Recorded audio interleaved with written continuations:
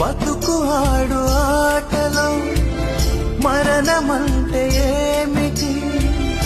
ఆటలోని అలుపు వంటి చిన్న మలుపులే జీవితాన్ని అందక జీవమెళ్ళిపోదులే, ఆరిపోని అణిగిపోని చిరంజీవిలే, తల నిండుగా శీసులే, ఇక నిండుగా ఆశలే, యముని పాశమే బిగుసుకున్నను. మరణమన్నది